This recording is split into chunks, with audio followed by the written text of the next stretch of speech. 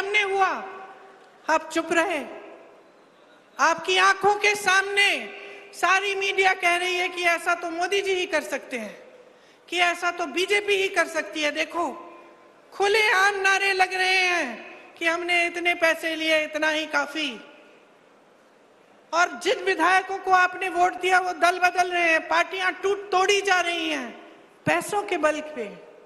अपराध है ये, अपराध है बहनों और भाइयों, जो आपकी आंखों के सामने हो रहा है। और इससे बड़ा अपराध कोई अपराध नहीं है जो लोकतंत्र के साथ अपराध है।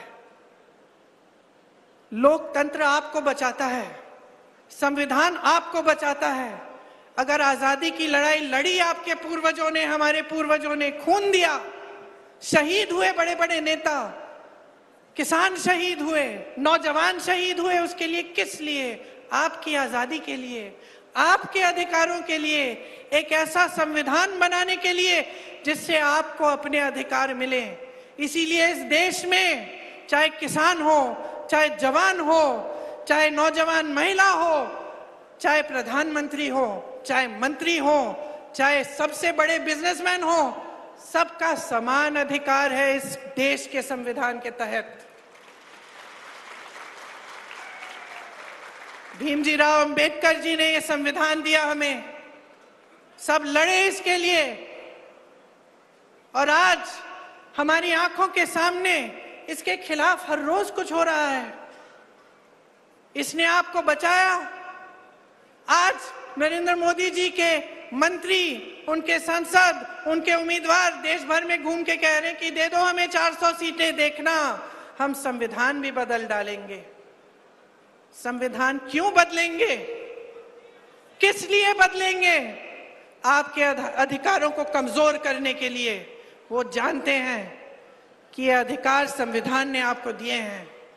जब ये बात फैल गई पूरे देश में, मोदी जी को दिखने लगा कि पहले चरण में उनको कम वोट आ रहे हैं, घबरा गए, बौखला गए। फिर आपके सामने हर मीटिंग में कहने लगे कि हम संविधान को नहीं छुएंगे। तो फिर ये कहलवाया क्यों? मैं तो नहीं मानती कि इनकी पार्टी में इनके उम्मीदवार और इनके मंत्री पूरे देश भर में घूम के ये कहेंगे कि हम संविधान को बदल देंगे और नरेंद्र मोदी जी की इजाजत के बिना कहेंगे। लोग तो कहते हैं इनकी इजाजत के बिना पत्ता नहीं हिलता भाजपा में।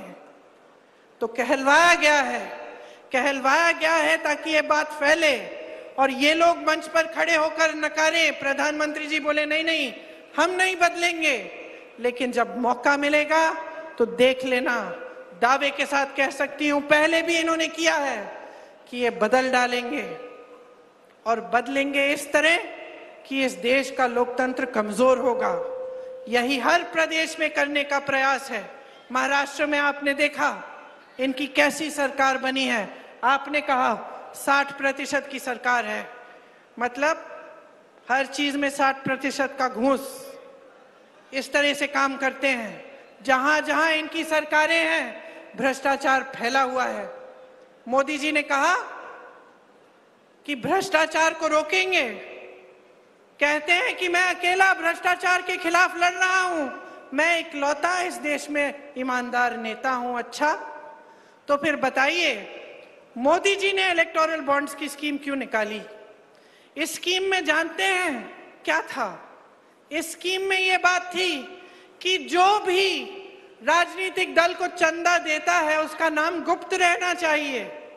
सुप्रीम कोर्ट ने देखा, सुप्रीम कोर्ट ने कहा यह गलत स्कीम है, इससे तो भ्रष्टाचार बढ़ेगा, गुप्त नहीं होना चाहिए, सब सामने आना चाहिए।